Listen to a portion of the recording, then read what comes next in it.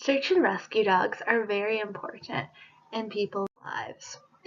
So, search and rescue dogs, there are many kinds of search and rescue dogs that all have different jobs and purposes. So, there are tracking and trailing search and rescue dogs.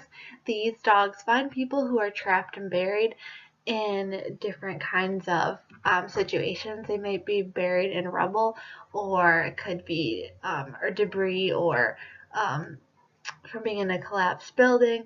It could be snow. They could be looking for people in deep water. So they are they're able to follow sense human odor for a really far distance. Tracking and trailing dogs are the most utilized search and rescue dogs, and they are trained to track and they're trained to trail and find people on different kinds of ground. So not only are they looking for people or items where it's very grassy, but it could be they're in a mountain range, or it could be walking on ice and snow. So different asphalt, sand areas, or maybe walking in wooded areas, different areas like that.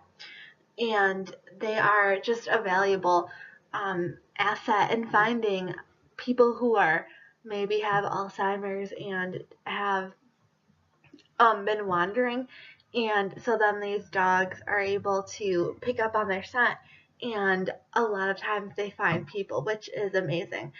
And like in those cases, and um, or they could be finding missing children who have been missing. And so another kind of dog is disaster or urban search and rescue dogs. They are looking for live people in many different areas and situations again.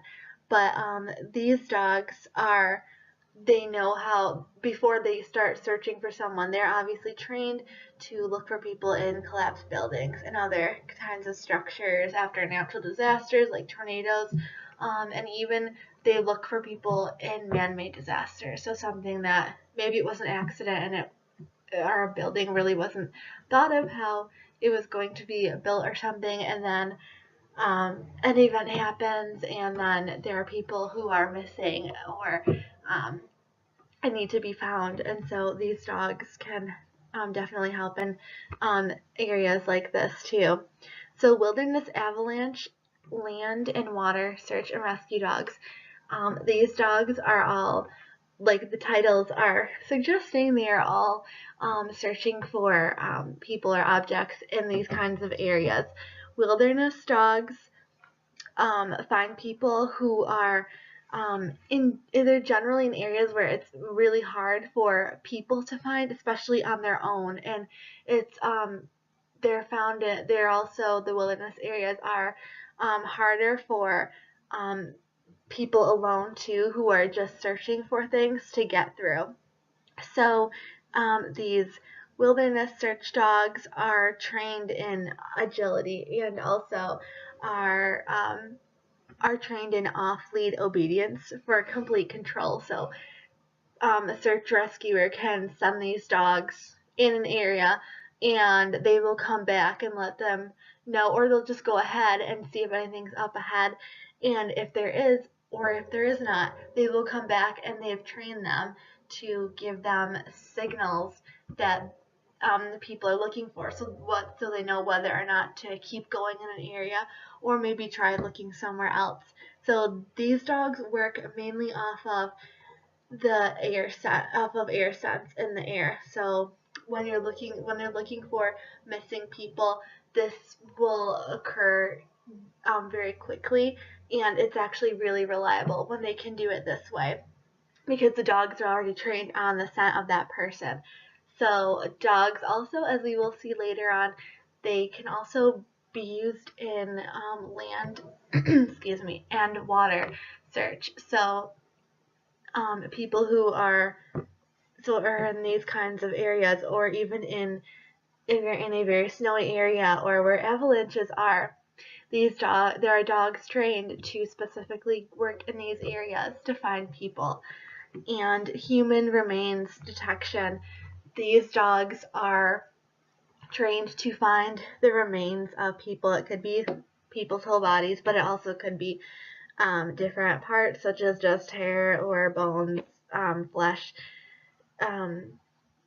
They can detect human odor in many kinds of situations, and also depending on how long someone has been deceased, the time frame really does not matter as much, because they're like as long as far as people like being able to, like, depending on how long someone was not how long like someone was dead, that part really doesn't matter, because these dogs are trained to pick up on different kinds of odors at different times too. So just looking at these pictures and listening to the music in the background, just these are examples of tracking and trailing search and rescue dogs. So they've been picking up a scent and searching for that scent and for whoever is the cause of that scent. So and this is showing the different kinds of trails. Again, there's grassy trails, there are wooded trails in the middle picture, and then there are more dirt. There's a mix of dirt and grass. So these search and rescue dogs are trained to go in many places. Disaster or urban search and rescue dogs, as mentioned before, they are looking for live humans, so they could be trapped underneath this wood or this concrete. It looks like a building had fallen down, but there are so many natural disasters that occur every year, and just the amount of help that these dogs can be really helps save lives. um, people definitely, anyone who is helping can find others too, but just with the dogs too, it just adds another extra support and assistance to them, and it all goes in for people's needs. So it's amazing how it happens. And then there are also, like, this picture on the right side with the German Shepherd and the firefighter. This was actually from 9/11, when they were going in and searching for people who still needed to be helped, or remains of people. Um, there were many there are obviously many responders to this, and that goes for any other situation. There are always a great deal of responders who are coming to see what people need help and to get them into a safer area. So this is another example of more natural disasters. I couldn't imagine being trapped in a situation like any of these, really. Um, but people are in these circumstances many times, and sometimes it's only like once in their life, and maybe not at all. But there are always situations where people are trapped, and looking at just knowing that someone is there before you start taking pieces of the buildings like off for the pile. Like if a dog starts barking and is giving you signals that someone's there, that is a great deal of help, instead of just thinking to yourself, I wonder if someone's in this and we need to get this off fast. But at the same time, just knowing someone is there, it can really help center efforts on like where to move from, and to get those people out, and to help them get safer and in a better condition. So wilderness, avalanche, land, and water search and rescue dogs are being shown here.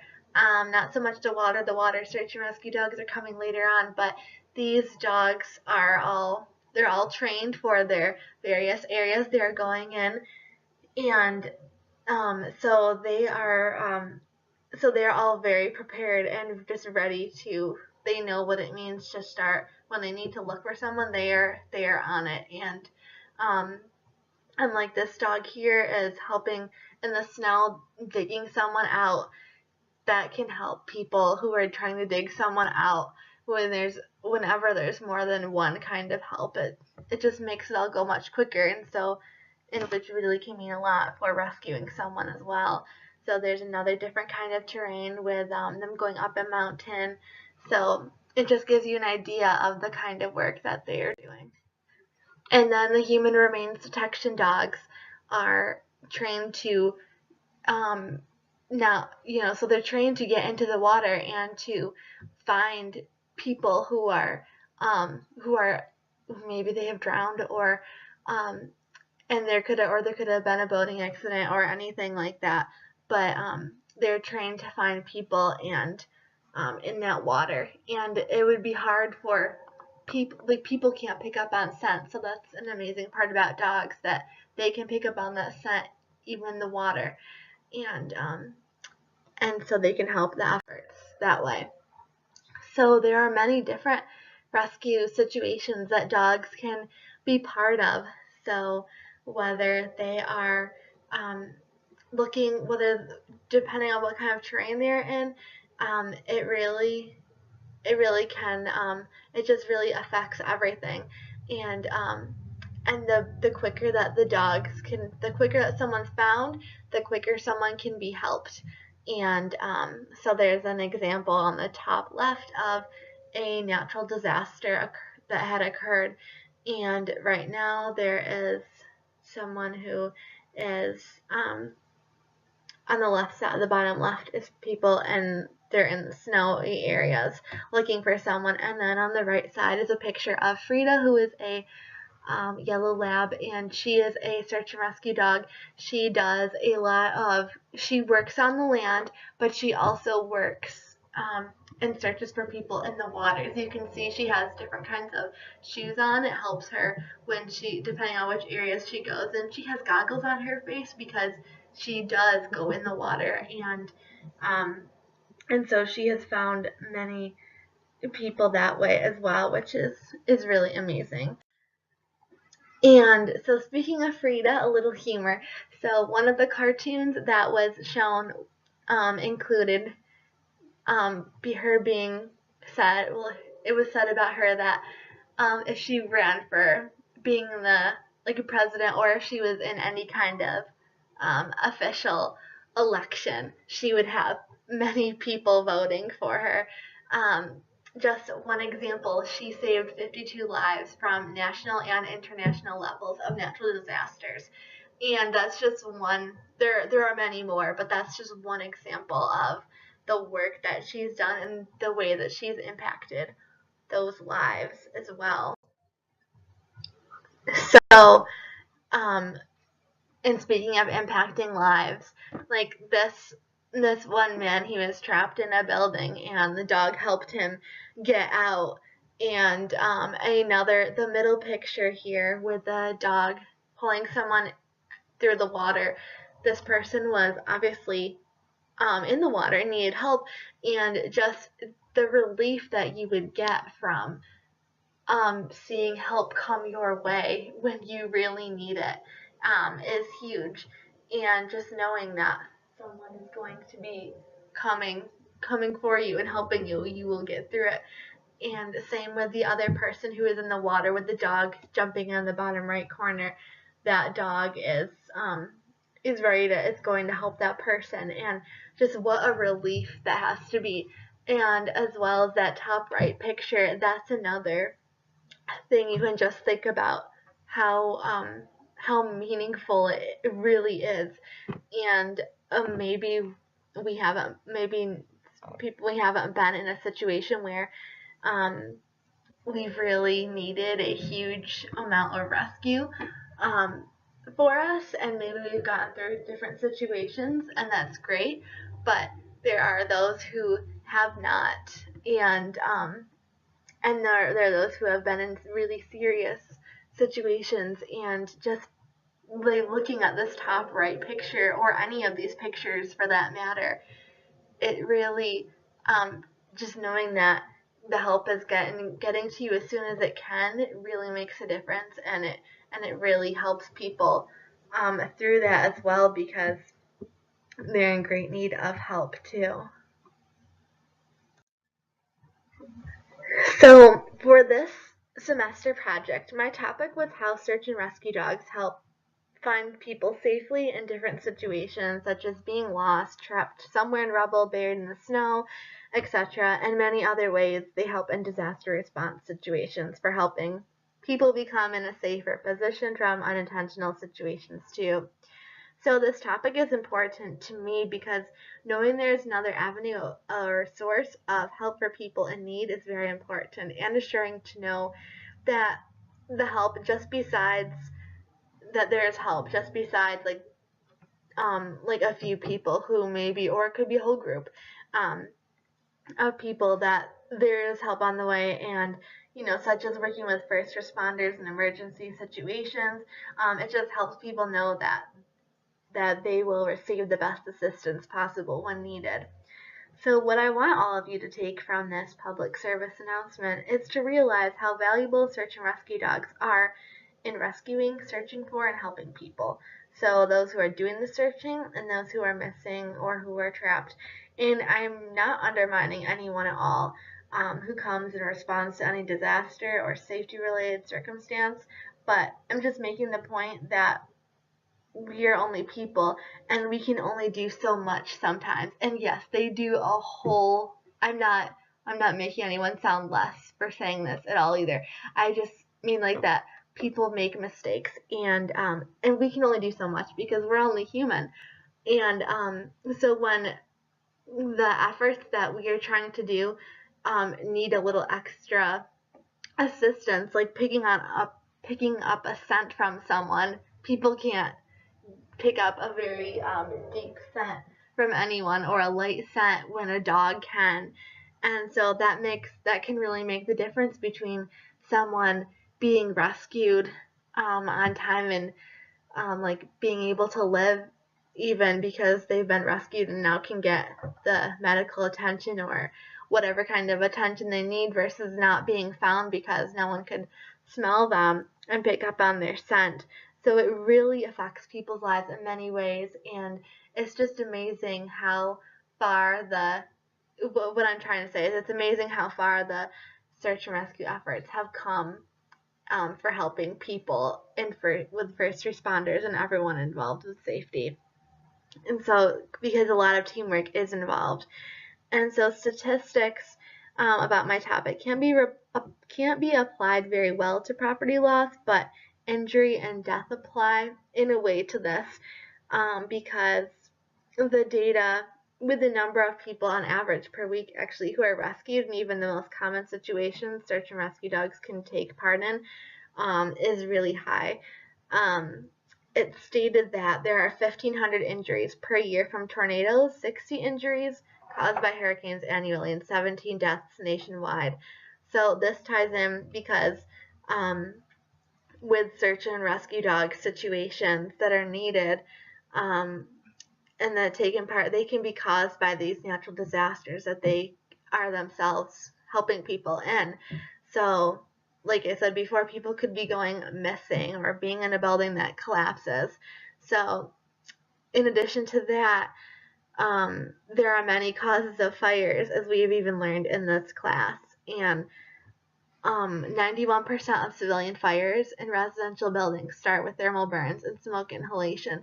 So if the search and rescue dogs are present or nearby, many more could have been helped a little easier. And so there were also in another incident with just talking about recreational activities from the years of 2003 to 2006, there were 522 deaths, 4,860 injured people. However, of those people, 2,855 people were rescued. So, and the recreational activities included people from being in mountain areas or around bodies of water, on rivers and lakes, so maybe they were boating or swimming, and but that number of people who were rescued could have been much higher if there were search and rescue dogs. So because they would have been able to help find people and get people to them much quicker. So but again, all of the efforts and the training that people have, and everyone who is part of a search and rescue team, all of the people, it's their best interest to help people and to rescue them and get them to be in a safe situation. So all members and dogs are certified by the international standards. So just another example to drive it home to is that it took 15 minutes to find a missing hunter one of the times and recover his body after sheriff departments in the area had looked over a week for the individual with ground teams, helicopters, and bloodhounds and German Shepherd teams. So just if there were dogs involved to start with, this person probably would have been found by the dogs, being able to pick up on his scent. But at least he was found after this time. So, and as we have learned from our Week 2 PowerPoint on the 5 E's, engineering relates to how well a product or environment changes and can protect people. So, since dogs are not physically created by people, engineering can be applied to my topic by training the dogs to effectively perform their job in emergency situations, such as ones where they are needed to find someone trapped in rubble, debris, etc. As engineering helps protect people from hazards, the dogs will help protect people from any further danger occurring to them when the dogs find them, so the people can get away from that danger much quicker. So enforcement requires the individual behavior change through the passage and enforcement of new safety-related laws, and it requires political and public support, as the role of this is to protect all people for their good. So enforcement is applied to search and rescue dogs by having laws made that require dogs to be present in different circumstances, without someone just saying the dogs cannot be there to take part in different kinds of searches. So the purpose of education is to always figure out what the behavior is and what can be done to eliminate that dangerous behavior, to convince people to change the way they're acting for their own protection and to be even greater than it currently is. So education can be applied to search and rescue dogs, as there is a great deal of information for people to learn about them. So people could attend courses that inform them about search and rescue dogs' purposes. There could be different situations people could need these dogs for, and if someone knows of a situation where these dogs would benefit someone who is missing, for instance, this could help people, especially if other ways may not be working as well. But without knowing about these kinds of dogs, people will not be able to be helped if they could really help them, because if they don't know about them, then how are they going to get them to an area? So, and then there are different search and rescue dog organizations that offer courses and trainings too for anyone interested in wanting to take part in it. So, economic incentives may be granted by the government or private industry. So economic incentives for search and rescue dogs could be giving organizations who train them grants to train more of them each year if they train a certain number of dogs each year successfully, or people who support the dog teams could be given different kinds of prizes for how much they give to them. So emergency response interventions happen when the first 4 E's I mentioned do not work. And so this really would include like fire response, or ambulances, law enforcement resources, search and rescue dogs really could even be in this one, or really in this one too. So when there is a natural disaster, someone is missing in some kind of way, the dogs can just pick up on these people who are in distress as well. And so sources where you can find more information on this topic include the National Search Dog Alliance website. There's the Amigo Search and Rescue Dogs Organization website and the Western New York Search Dogs website. And there are also the Use of Dogs in Search, Rescue, and Recovery website is from the Journal of Wilderness Medicine, Volume 3 from 1992. And this gives a really good idea of what the dogs can do for people as well. So I also want to thank all of you for taking the time to watch this video, and remembering that a dog is not only man's best friend, but a search and rescue dog is everyone's best friend. So whether you are on a rescue team searching for someone or being rescued by a search and rescue dog, or helping and supporting in other kinds of ways with any kind of rescue effort, everyone's commitment is valued and used, and it all adds up and helps benefit people.